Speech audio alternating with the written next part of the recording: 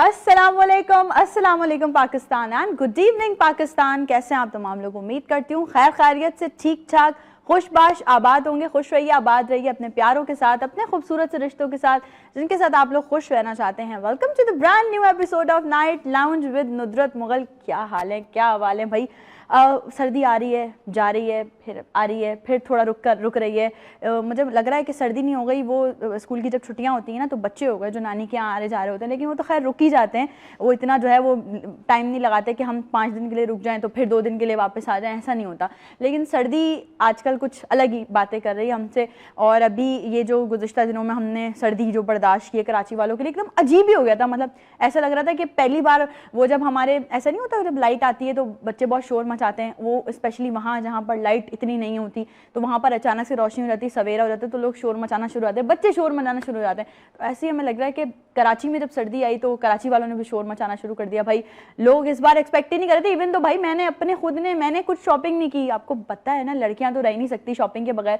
मैंने खुद शॉपिंग नहीं की। मैंने कहा भाई छोड़ो, सर्दी तो आती नहीं कराची में, बस जो पुराने कपड़े हैं वो निकाल। हालांकि हम आर्टिस्ट जो होते हैं ना, मैं तो हालांकि फिर भी थोड़ा बहुत देख लेती हूँ, लेकिन मुझे ऐसा लगता है कि आर्टिस्ट लोग जो होते हैं या जिनको आपके सामने भी आना होता है स्क्रीन पर, या जिनको जाना भी होता है बहुत सारी जगहों पे, तो हमें रिपीट नहीं कर सकते हम कपड़े। बहुत बड़ा गुनाह है अगर हमने कपड़े के रिपीट कर लिए। मतलब लोग फौरन रिकॉग्नाइज कर लेते हैं, अरे ये तो वही ड्रेस है, ये तो वही ड्रेस है जो वहाँ पहना था, यहाँ पहना था। खैर बहरहाल हम कोशिश करते हैं कि कुछ ना कुछ चीज़ें जो है ना वो अगर रिपीट भी करें तो उसको थोड़ा सा ऐसा कुछ स्टाइल कर लें जिससे वो थोड़ा मज़ीद बेहतर लगना शुरू हो जाए। बेहतर लगने की अगर मैं बात करूं तो बेहतर तो हमें आजकल सब कुछ लग रहा है। बहुत सारे काम, बहुत सारी चीज़ें, बहुत सारे मामला, दुनिया में बहुत कुछ चल रहा है, लेकिन हम भी चल रहे हैं साथ साथ और कोशिश कर रहे हैं कि आप लोगों को भी अपने साथ लेके चल सके। अच्छा, बहुत सारे लोग हमें ये रिक्वेस्ट करते हैं, बहुत सारे लोग, मैं रिक्वेस्ट इसलिए नहीं बोलूँगी कि आप लोग जो फैंस और फॉलोअर्स और जो हमारे व्यूअर्स हैं वीनस के, वो कोई रिक्वेस्ट नहीं करते, वो हमसे कुछ कहते हैं। वो कहते हैं बड़े मान से और हम उनका मान रख लो। बहुत सारे हमारे जो व्यूअर्स हैं, लोग हैं, वो कहते हैं कि भाई आप ना कोशिश किया करें कि ज़्यादा म्यूज़िक पे शो किया करें, बिकॉज ये थोड़ा हम संडे की रात में रिलैक्स बैठ के देख रहे होते हैं तो हम वैसे ही एयरपॉड्स लगा के या फिर अपनी जो है वो स्पीकर्स में या अपने घर में जो है वो म्यूज़िक सुन रहे होते हैं। तो हमारी कोशिश होती है कि आप लोग जो है ना, आप भी अगर थोड़ा म्यूज़िक से रिलेटेड शो कर लें। तो हमने कहा व्हाई नॉट भाई, आप लोग बोलें और हम ना माने, ऐसे तो हालात नहीं है। तो हमने आज सोचा है कि एक बार फिर से आप लोगों को थोड़ा सा लगवाते हैं म्यूज़िक का तड़का। यानी आज के शो में भी आप थोड़ा सा म्यूज़िक फील करने वाले हैं। और वैसे भी मेरा अपना भी अगर देखा जाए जॉनरा तो म्यूज़िक से ही रिलेटेड है, तो मैं ये कोशिश करती हूँ कि जितना हो सके हम म्यूज़िक पे बात कर सकें, म्यूज़िक को एंजॉय कर सकें। तो आज के शो में एक सिंगर तो हैं ही, मतलब जो गाएंगे, लेकिन दूसरे की अगर बात की जाए तो भाई वो कोई ऐसे इंसान नहीं है। आपने उनको पाकिस्तान के तमाम लेजेंड जितने भी आर्टिस्ट हैं, जितने भी सिंगर्स हैं, उनके साथ देखा होगा, उनके गाने कंपोज करते हुए देखा होगा। इवन दो पाकिस्तान के बहुत सारे ऐसे हमारे ड्रामा सीरियल्स हैं जिनके बैकग्राउंड स्कोर्स, जिनके OSTs उन्होंने जो है वो अपने उंगलियों से, मतलब वो कहते हैं ना जब म्यूजिशियन या म्यूजिक डायरेक्टर जो है वो प्ले करता है तो वो हमें गवाता है। ये वो लोग हैं जो हमें गवाते हैं। तो मैंने भी उनके साथ 2-3 OSTs किए हैं पाकिस्तान के लीडिंग चैनल्स के लिए, और साथ ही साथ उन्होंने बहुत सारे लोगों को एक मकाम दिया है। ये बहुत बड़ी बात होती है कि आप अपना काम कर रहे हो और साथ साथ आप लोगों को भी प्लेटफॉर्म्स दे रहे हो, लोगों को भी प्रमोट कर रहे हो। उनका बस नहीं चलता पाकिस्तान की न्यू जनरेशन के लिए, यंग टैलेंट के लिए जो है ना वो बहुत कुछ करना शुरू हो जाते हैं।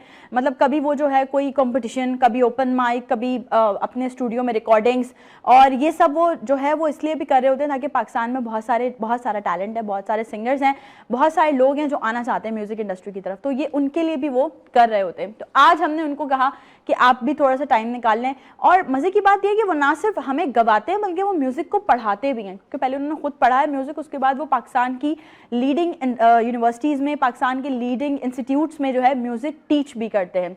सो मैं ये समझती हूँ कि आप लोगों को आज का शो बड़ा पावर पैक्ड होकर देखना चाहिए। वो इसलिए क्योंकि जो लोग म्यूज़िक से वाबस्ता हैं या जो म्यूज़िक में आना चाहते हैं, म्यूज़िक इंडस्ट्री की तरफ आना चाहते हैं, उनके लिए आज बहुत सारी गाइडलाइंस भी होंगी। लेकिन भाई वीनस एंटरटेनमेंट की स्क्रीन्स हैं, नाइट लाउंज है, रात का ये पहर है, और आप लोग सोच रहे होंगे यार मतलब क्या आज सिर्फ हम म्यूज़िक की, मतलब ऐसा नहीं है। म्यूज़िक के साथ साथ तो आपको पता है जब मैं होती हूँ, जब मेरा शो होता है, जब सेट होता है, जब हमारी टीम होती है तो मस्ती भी होती है, मजाक भी होता है, कुछ फन एलिमेंट्स भी होते हैं, लेकिन हम कोशिश करते हैं कि थोड़ा सा हम बातें भी करें। तो भाई मैंने आपको बता दिया है, मतलब वो कहते हैं ना एक टीजर मैंने आप लोगों को दे दिया है, अब पिक्चर पूरी आपने देखनी है ब्रेक के बाद। तो ब्रेक पे चलते हैं, वापस आने के बाद जब हम आपको दोबारा से ज्वाइन करेंगे तो हमारे वो दो बेहतरीन कमाल के गेस्ट नाइट लाउंज का हिस्सा होंगे। So don't go anywhere, will be right back after the short break.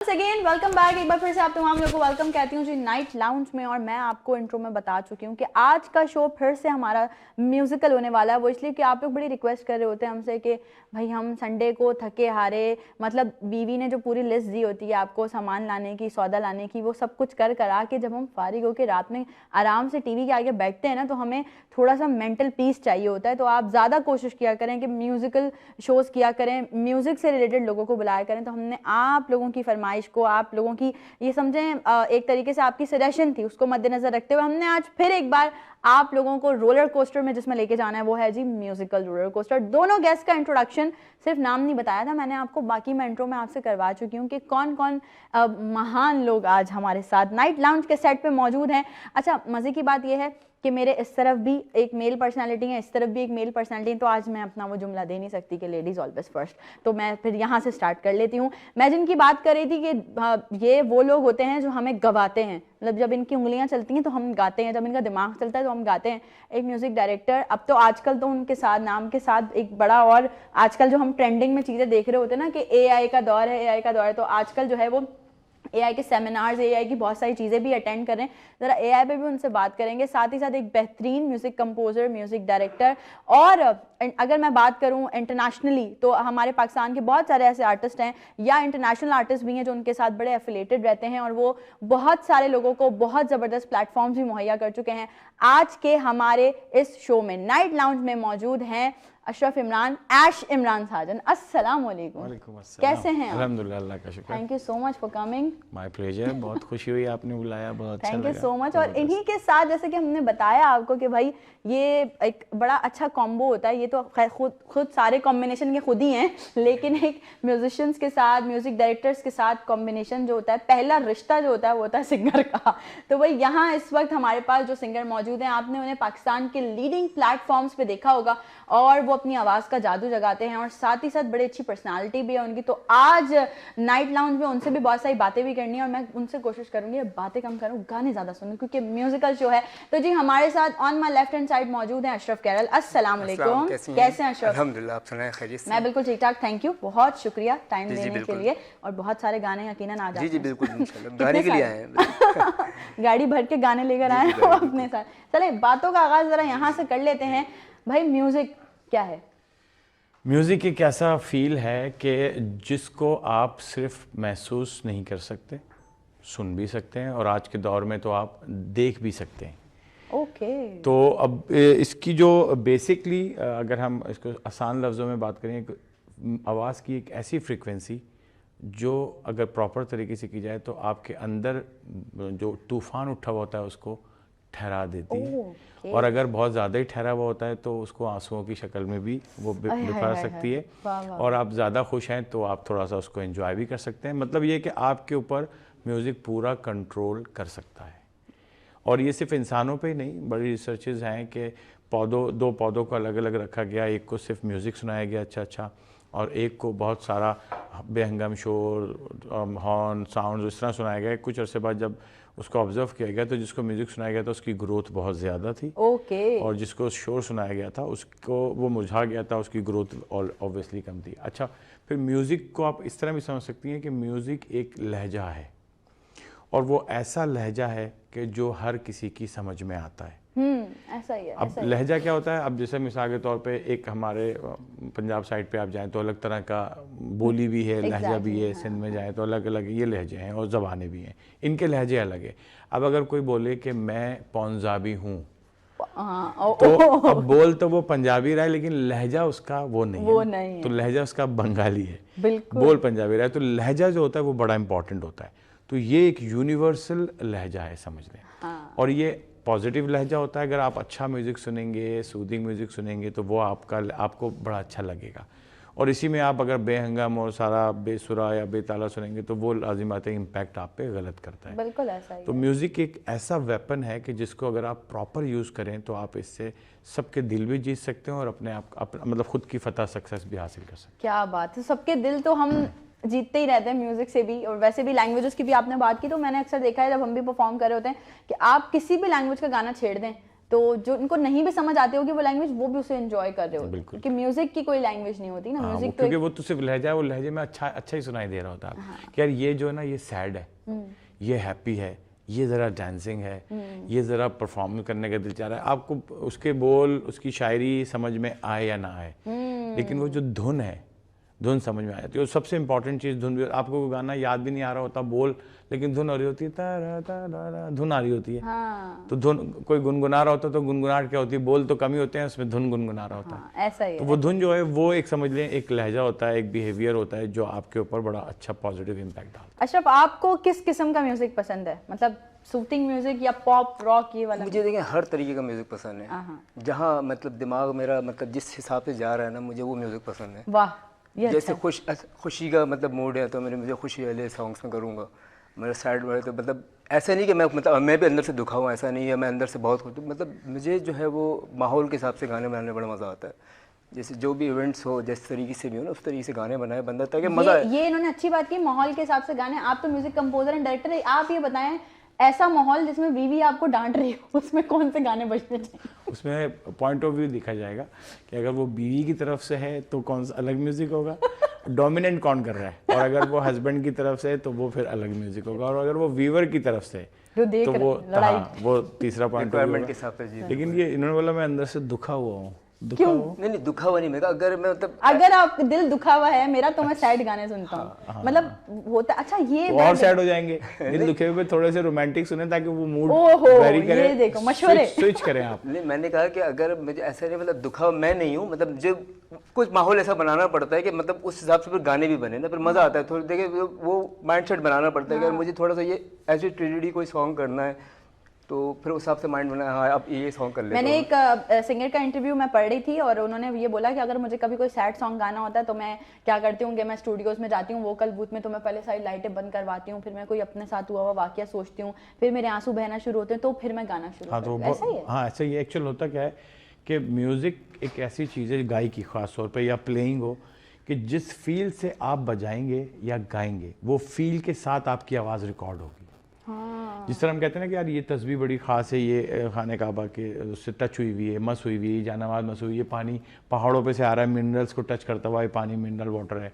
तो इसी तरह जब आपकी फील होगी, आप अगर बहुत हैप्पी हैं और आप सैड गाना गा लें, सुर में गाएंगी, लय में गाएंगी, बहुत अच्छा गाएंगी, प्रोनाउंसिएशन सब कुछ होगा, लेकिन वो क्या कहेंगे यार फील नहीं आ रहा, फील नहीं आ रहा। वो सुनने वालों को आंसू नहीं ला सकता, रुला नहीं सकता। लेकिन अगर आप बहुत मूड हैं, उदास हैं और आप हैप्पी गाना गा लें, कितना भी आप सुर लय में गाएं, सुन के वो हैप्पी फील नहीं आएगा। ये है, ये बेसिकली सही बात है, ये है ऐसा। अच्छा पहले के दौर में ऐसा होता था, अब तो लोग इसको मजाक में भी ले जाते हैं। मैंने सुना है ऐसा होता है कि बहुत सारे राग ऐसे टच कर जाते हैं कि बारिश हो जाती है या लोग ऑटोमेटिकली रोना शुरू हो जाते हैं। देखिए दुनिया की सबसे पावरफुल चीज़ जो अल्लाह ताला ने बनाई है वो आवाज़ है। आवाज़ से ज़्यादा कुछ भी पावरफुल नहीं है। अच्छा आवाज़, अब इसकी एग्जांपल इस तरह भी लेते हैं कि जो जब क़यामत आएगी और जो सूर फूका जाएगा, वो सूर क्या होगा, वो एक साउंड होगा। वो साउंड एक ऐसा साउंड होगा जो हर चीज़ को डिस्ट्रॉय कर देगा। और अभी लेटेस्ट रिसर्च में जब भी अगर कोई मॉल वगैरह में कोई प्रॉब्लम होती है, टेररिज्म कुछ इस तरह का होता है, तो वो एक स्पीकर उन्होंने लगाए होते हैं, वो इस तरह का साउंड निकालते हैं कि हर शख्स हाथ अपने कान पे रख के बैठ जाता है, उसको चुभने लगता है। स्क्रैचेस का साउंड है, ज़मीन पे कुछ साउंड, सारे आपको बुरे लग रहे होते हैं। और साउंड एक ऐसी चीज़ है कि वो आपके मूड को कंट्रोल कर सकता है। इस वक्त हम भी चाह रहे हैं हमारा मूड थोड़ा सा कंट्रोल हो। हर चीज़ का साउंड है, साउंड सारे बुरे, कुछ बुरे भी लग रहे होते हैं, लेकिन यकीनन अगर हम आपकी तरफ बढ़ें तो एक अच्छा सा प्यारा सा साउंड। और इसी सॉन्ग के साथ हम ऑडियंस जाएंगे एक छोटी सी ब्रेक पे, और ब्रेक से वापस आके आपको ज्वाइन करेंगे। अब भी इश्क के इम्तिहान और भी बाकी हैं। जी अशरफ, क्या सुना रहे हैं? बातें किसकी, मेरी? नहीं, सॉन्ग का नाम है तेरी बात है। ओके चले होगी।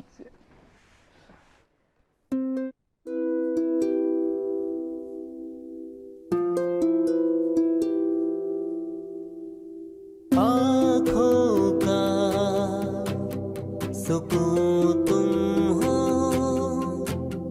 जीने की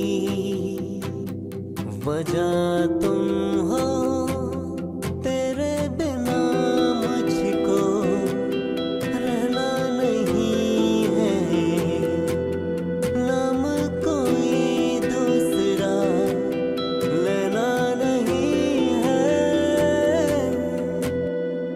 बातें तेरी ही बातें, जीते हैं तेरी ही यादें, ठहरा सा ये समा है,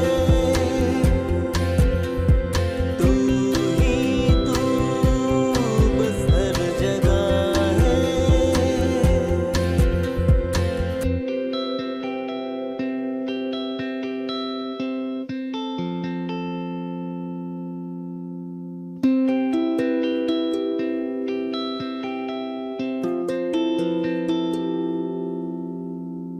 जीने की वजह हो तुम, हाँ सबसे जुदा हो तुम, राहों में तेरी फिरता रहूं मैं, बस तेरी बातें करता रहूं मैं, बाहें तेरी ये बाहें, घर मेरा तेरी बाहें, तू है और कोई नहीं मेरा, दिल हर एक शो में पॉपकॉर्न ले आओ बेजामा से मैं, कभी पहेली कभी राज छुपा, नुदरत का अंदाज़ सबसे जुदा, कभी कोई चैलेंज कभी कोई फन, ये शो है पूरे fun. Once again welcome back. एक बार फिर से आप तमाम लोग को वेलकम कहते हैं नाइट लाउंज में। और इतने खूबसूरत से गाने को सुनते हुए आप लोग ब्रेक पे चले गए और हम ब्रेक से वापस आ गए। मतलब ये ब्रेक, यकीन जानिए ये ब्रेक में ना हम यही सोच रहे होते हैं कि अब ब्रेक से वापस आने के बाद आप लोगों के साथ क्या क्या बातें शेयर करनी है। मुझे पता है बहुत सारे ऐसे यंगस्टर्स भी हमें देख रहे होंगे जो चाह रहे होंगे कि इसी तरह से म्यूज़िक पे भी बात की जाए। और म्यूज़िक की मतलब आजकल का जो जॉनरा, मैं ज़रा इस पर भी आ जाती हूँ ना, आजकल जो है वो मार्केट में ना बहुत ज़्यादा वो जेनजी जो आजकल सुन रहे हैं ना वो वाला म्यूज़िक आया हुआ है। मतलब कभी कभार हमारे साथ भी ऐसा हो जाता है कि ऑडियंस में से कोई रिक्वेस्ट आ जाती है तो हम बोलते हैं कि ये गाना हमने सुना बनी, और जाके देखें तो आप इंस्टाग्राम या कहीं भी किसी भी मीडिया प्लेटफॉर्म पे उसके पता नहीं कितने व्यूज़ होते हैं। तो ये क्या चल रहा है आजकल? अच्छा लेकिन जेनजी बहुत मशहूर हुआ है आजकल वर्ड। एक्चुअल जेनजी नाम एक स्पेसिफिक कर दिया हमने। हर 10 से 20 साल में एक जो जनरेशन आती है वो इसी तरह की होती है जिस तरह जेनजी। अब वो क्यों होती है? क्योंकि जो पुरानी जनरेशन के उस 10-15 साल में टेक्नोलॉजी बहुत मूव ऑन हो चुकी होती है, लोगों का टेस्ट बदल चुका होता है, कम्युनिकेशन के स्किल्स बदल चुके होते हैं। पहले खतूत लिखे जाते थे, ईद कार्ड भेजे जाते थे। आपको याद होगा बचपन में हम लोग भी रमज़ानों में जाके बहुत सारे ईद कार्ड लाते थे। उससे पहले कबूतर, हाँ उससे पहले कबूतर थे। तो वो कबूतर के बाद जब खत आए तो खत उनको बड़े जो पुराने लोग तो कहते यार कबूतर सही है, खत बेकार है। फिर खत के बाद जो वो आ गया अपना ईमेल्स आ गई। तो ईमेल्स की बल्कि ईमेल से पहले भी फैक्स आ गया। टेलीफोन और फैक्स भेजे जाते थे, टेलीग्राम थे, फैक्स थे, फिर ईमेल के बाद फिर आपके SMS आ गए, मैसेजिंग, मोबाइल कॉलिंग आ गई, फिर अब उसके बाद व्हाट्सएप और सारी चीज़ें। व्हाट्सएप तो अभी करंट है। इससे पहले बहुत सारी जैसे ऑर्किड आया था, ऑर्किड आया चला गया, पता नहीं चला किसी को। MIRC था, याहू मैसेंजर था, MSN मैसेंजर था, बहुत सारे कम्युनिकेशंस के ज़राए हैं, अबलाग हैं जो चलते रहे। अब जेनजी के लिए बहुत सारी चीज़ें, क्योंकि उसने आँख खोलते ये चीज़ें देखी हैं, तो उसका जो स्टैंडर्ड जहाँ हमारा एंड हुआ है उसने वहाँ से शुरू किया है। बिल्कुल। उसने कोरोना भी देखा, उससे जो पुरानी जनरेशन है वो उनके लिए तो कोरोना एक अजीब चीज़ थी। क्या है अब वो पहले आप सोचें, कोरोना से पहले ये वहमो गुमान में भी नहीं था कि ऑनलाइन पढ़ाई हो सकती है। बिल्कुल। बिल्कुल। ये मायूब समझा जाता था और ये था पढ़ाई घर बैठ के ऑनलाइन, ये कैसे होगी? स्कूल कौन जाएगा, कॉलेज? हाँ, शॉपिंग घर बैठे सारी हो सकती है, कोई नहीं सोच सकता था। हाँ, ग्रोसरी घर बैठे आ सकती है, एवरीथिंग, खाना फूड पांडा घर आ सकता है। और इससे पहले वो फ्लॉप हो चुका था, वाइंड अप पे था, लेकिन कोरोना ने आके सबको बता दिया कि सब कुछ हो सकता है। सब कुछ हो सकता है। अब आप यूनिवर्सिटीज में दाखिल लेते हैं, ऑप्शन होता है कि ऑनलाइन लेंगे या फिजिकल लेंगे। अब 2 वर्ड हो गए, physical classes, online online classes. classes। तो ये इस जनजी ने जब ये माहौल देखा है तो उसका सारा कुछ यहाँ सेटअप चेंज ही होगा ना हाँ, ये तो है। भाई। जो शख्स अलास्का में पैदा हुआ है, अमेरिका में माइनस टेम्परेचर है, वहाँ पानी खौलता हुआ बॉइल्ड वाटर आप उछाले गिरेगा तो वो बर्फ बन जाता है। बिल्कुल ऐसा ही। तो उसको हम क्या ऑफर करेंगे कि तुम लस्सी पियो? उसके लिए तो लस्सी को मायने नहीं रखती ना। एग्जैक्टली। वो कॉफ़ी, ब्लैक कॉफ़ी, और सिब्बी में गर्मी पड़ रही होती है, लोग पसीने, उसको क्या हम करेंगे? ब्लैक कॉफ़ी पियो? नहीं, ऑब्वियसली ठंडा ही कुछ तो देंगे। अब जेंजी ने जो चीज़ें देखी हैं उससे हम कैसे एक्सपेक्ट कर सकते हैं कि वो क्या सुनेगा? अब जेंजी के म्यूज़िक की तरफ आ जाता हूँ। म्यूज़िक में क्या हुआ कि जेंजी शुरू से कायल है, या नई जनरेशन आदी होती है शॉर्टकट की। बिल्कुल। पहले के तो आपने कितनी मेहनत की, सीखा, सुना, कितने लोगों को सुना, कितनी स्टाइल के सिंगर्स को सुना कि ये अगर फीमेल ऐसे गा रही है, हदीका ऐसे गा रही है जी, हुमैरा अरशद ऐसे गा रही है, नूरजहां ने ऐसे गाया, मैडम ने, नाहिद अख्तर, सुना ना आपने, मेहनत की, गाने गाए, प्रैक्टिस प्रैक्टिस प्रैक्टिस की, तो आप इस जगह पे आज माशाल्लाह कमांड के साथ गाती हैं। जेंजी को शॉर्टकट की आदत है। वो क्या कहते हैं, गिटारिस्ट से उसने 3 कॉर्ड सीखे। अब आप उनका म्यूजिक सुने, उनके म्यूजिक में मेलोडी नहीं होती, वो गिटार के 3 कॉर्ड बजेंगे, टिंगा टिंगा टुन्ना टिन्ना टिंगा टिंगा, उसी पे गाना आ जाएगा। तो अब वो क्या, उन्होंने जितना सीखा उनके लिए वो बहुत है यार, यही है बस। हाँ, उन्होंने जुस्तजू कम है क्योंकि शॉर्टकट चाहिए, हिट होना है। फिर अब पहले के दौर में होस्ट बनना तो दूर की बात, ऑन एयर आना ही किसी के लिए बड़ी बात बड़ी होती बात है। है। अच्छा, ऑन एयर भी छोड़े, एक गाना किसी का ऑडियो रिलीज हो जाता था तो हवा हवा हसन जाएंगे, ऑडियो गाना रिलीज हुआ फला, एक क्या कहते हैं, जुगनी आ गई, सलीम भाई, हसन भाई, सलीम भाई, ये सारे, तहसीन भाई, सब एक ऑडियो से हिट हुए ना। बिल्कुल बिल्कुल बिल्कुल ऐसा ही है। उसके बाद ये वो किसी का ऑडियो तो अब एल्बम भी आते रहे, हिट नहीं होगा, एक गाना वीडियो आ गया, हिट हो गया ना। ये फ़ख्र आलम का गाना हिट आ गया, नचमुंडिया फलां का, सिर्फ ऑडियो वीडियो आ गए, वीडियो आ गए। जिसके वीडियो आते रहे उस दौर में हिट होते रहे। अब आप देखें ऑडियो कितने आ जाएं, वीडियो कितने आ जाएं। अब तो क्या है कि जब तक वायरल सारे प्लेटफॉर्म्स पे नहीं होगा, मिलियंस में व्यूज नहीं होंगे आपके, फॉलोवर्स नहीं होंगे, व्यूज नहीं होंगे, रील्स नहीं, फिर आपको एक्टिव रहना है। अब हर बंदा होस्ट है, हर बंदा कंटेंट क्रिएटर है। एग्जैक्टली। अब वो नेगेटिव कंटेंट दे रहा है, पॉजिटिव दे रहा है, उसने सीखा है नहीं सीखा, उसको आता है नहीं आता है, इसको हटा दे। वो उसने लाइव, जब से फेसबुक लाइव आया, उससे पहले किसी को लाइव बोलने की, आप जितना बोल रहे आप देते बुलाते थे, 0 हो जाता था।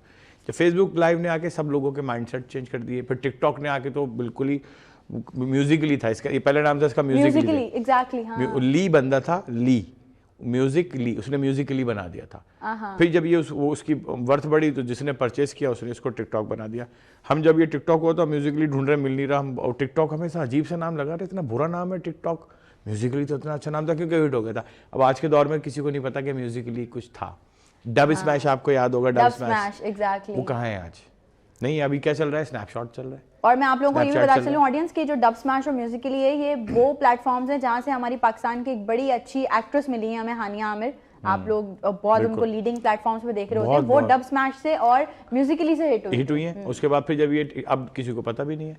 फिर उसके बाद अभी स्नैपचैट चल रहा है। वो स्नैपचैट ने तो, ये तो धोखे वाला है, मैं तो कहती हूँ स्नैपचैट जो है ना वो एक धोखा है। तो बस ये इस जेंजी का कसूर नहीं है, जिन हालात में ये जेंजी परवान चढ़ रही है, बढ़ रही है, तो वो ये अब आगे जो आ रही है जेंजी के बाद, वो एक और आ रही है, XY जो आ रही है, वो और ज़्यादा प्रॉब्लम होगी क्योंकि उसने ये माहौल देखा होगा। तो ये जो चीज़, ये प्रॉब्लम हम फेस कर रहे हैं, ये हर जनरेशन फेस करती हुई आ रही है। हमारे अब्बा को, अगर आप अपने अब्बू से बात करें तो वो कहते हैं हमारे बचपन का दौर अच्छा था, और अगर उनके अब्बू से बात की होगी तो वो कहते होंगे हमारे बचपन का, यानी कि जिस दौर को हम बुरा कह रहे हैं आगे जाके हम इसको अच्छा कह रहे होंगे। जब हम बूढ़े हो जाएंगे तो हम कहेंगे ना बचपन अच्छा था, जबकि आज के दौर में हम कह रहे हैं ये बेकार दौर है, वो अच्छा था। लेकिन जब और आगे थोड़ा सा एज बढ़ेगी तो हम फिर कंपैरिजन बढ़ता है, तो फिर हम पुरानी चीजों से कंपैरिजन करेंगे तो जेंजी हमें अजीब सी लगेगी, उनको हम अजीब से लगेंगे। अशरफ, आपको जेंजी अजीब सी लगती है?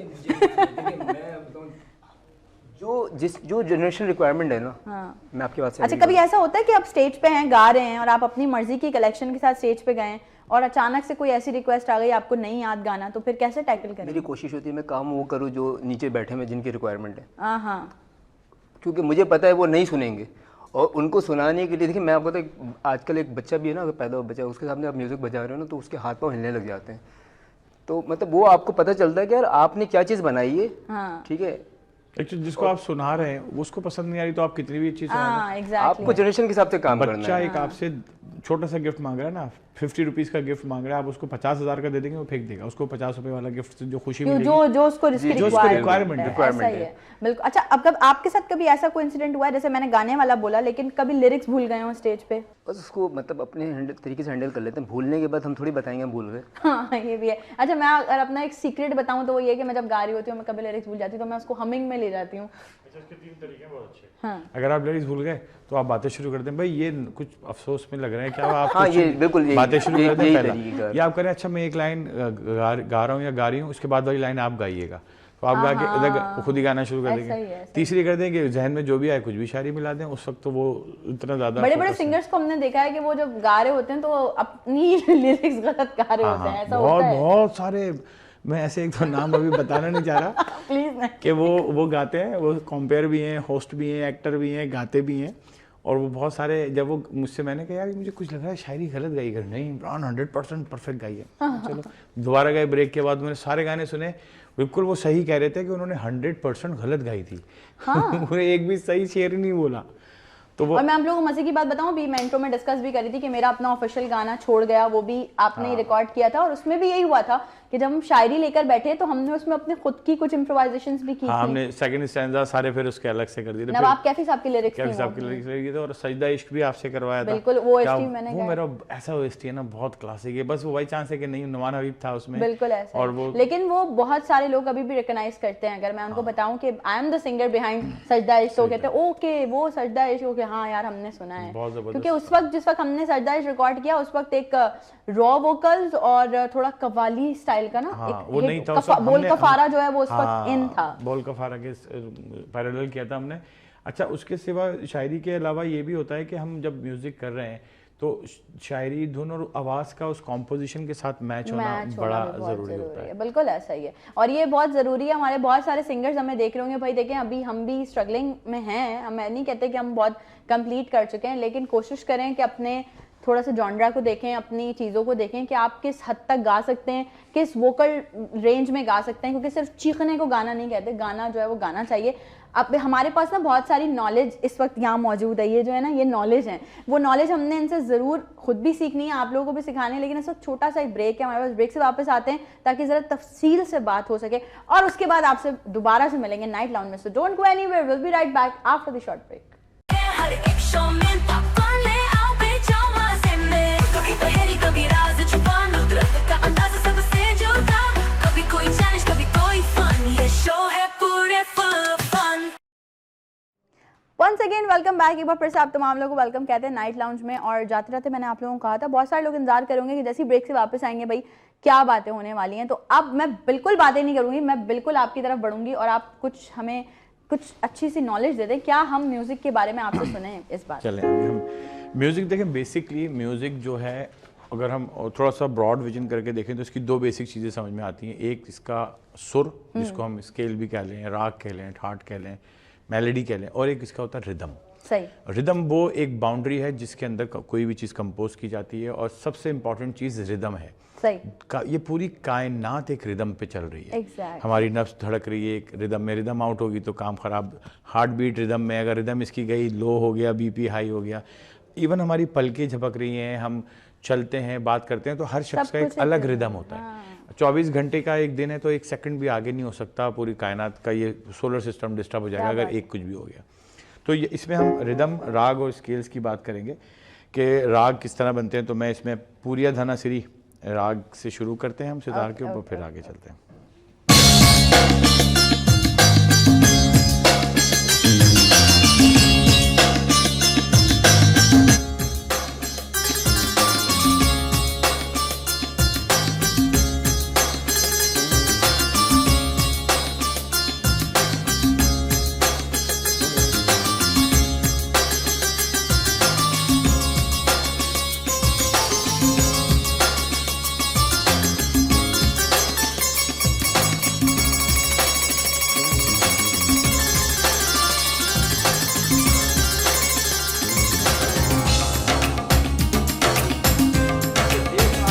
पूरिया से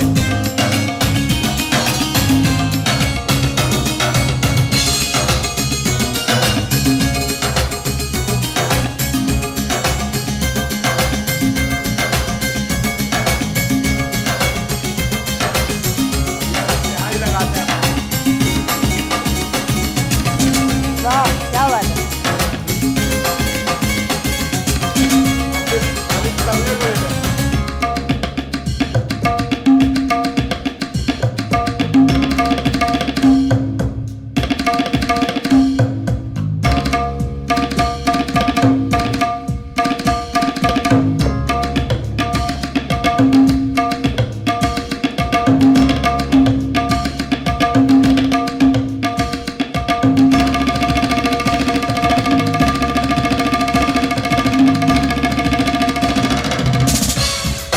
आहा,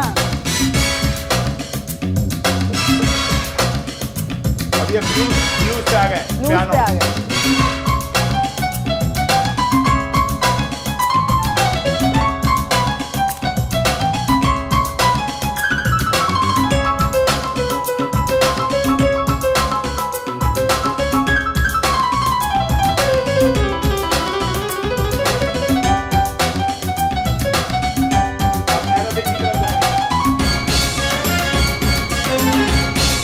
क्या बात है।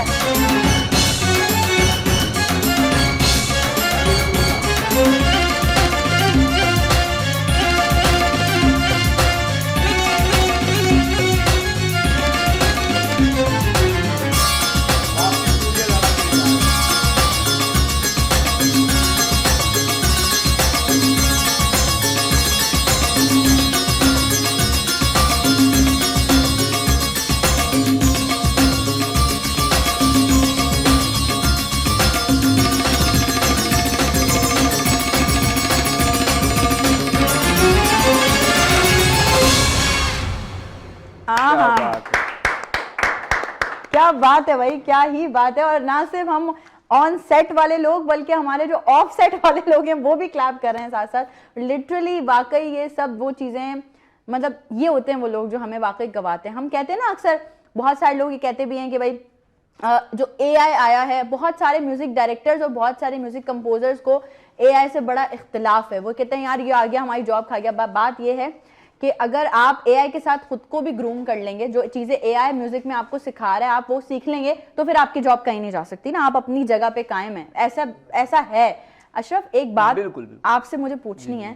ये थोड़ा सा उड़ते उड़ते उड़ते उड़ते हमारे पास कुछ जासूस हमने छोड़े होते हैं, उन जरायों से खबर आई है हमें कि अशरफ अपने हर इंटरव्यू में बात कर रहे होते हैं, देयर इज अ बॉस, कोई बॉस है जो आपको, ये कौन बॉस है जो आपको बहुत देखिए, सपोर्ट करते ऐसा हैं? है कि हर मतलब कुछ ना कुछ जो बैकअप चाहिए होता है ना, सपोर्ट चाहिए होता है। तो देखिए मेरे बॉस जो हैं वो रहीम जीवा साहब, ओके। और मेरा ऑफिस है अपना माशाल्लाह SRQ पाकिस्तान के नाम से, और सारे लोगों ने सपोर्ट किया। बॉस का सपोर्ट इसलिए है कि वो मतलब हर दफ़ा जो है ना, मतलब वो मुझे मतलब मोटिवेट करते हैं कि नहीं यार तू अपना कर।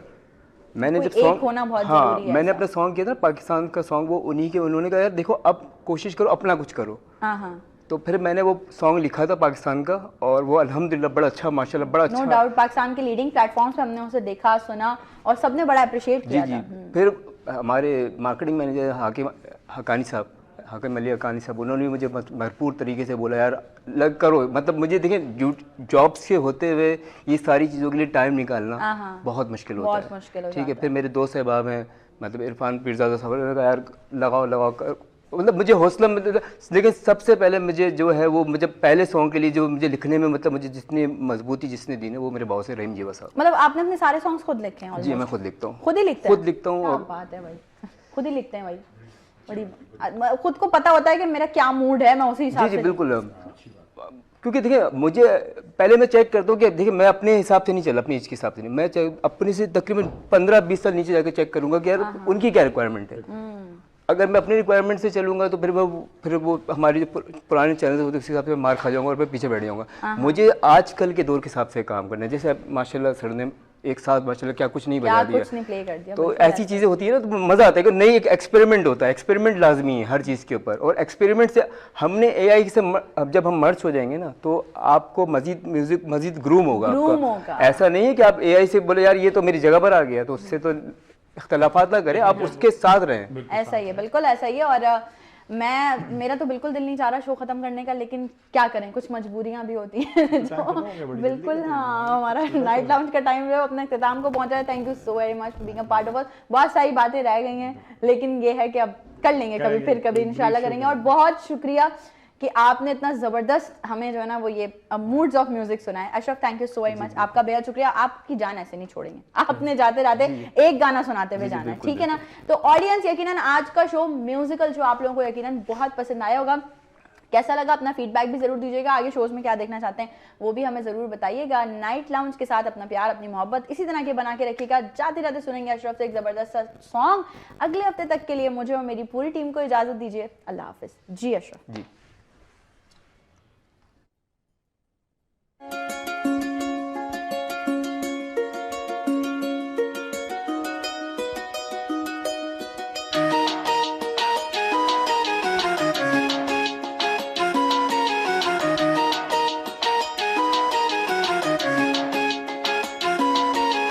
सुन सजना जिठा दिल रखना इंज करना कोई चंगी गलों दी नी सच प्यार दा इंज बदला दिता जिंदड़ी साडी जुड़े दिल सर लगई नी सुन सजना जिठा दिल रखना इंज करना कोई चंगी गलों दी नी सच प्यार दा इंज बदला दिता जिंदड़ी साडी जुड़े दिल सर लगई नी सजना वे सजना वे सजना अपना तू अपना सजना वे सजना वे सजना अपना तू अपना अखां ते मिला मैनू सुरमा विखा शहर दी नजर ते दूर तू रहना एक वादा मैनू कर तू जिंदगी साडी तू ही बस रहना अखां ते मिला मैनू सुरमा विखा शहर दी नजर ते दूर तू रहना एक वादा मैनू कर तू जिंदगी साडी तू ही बस रहना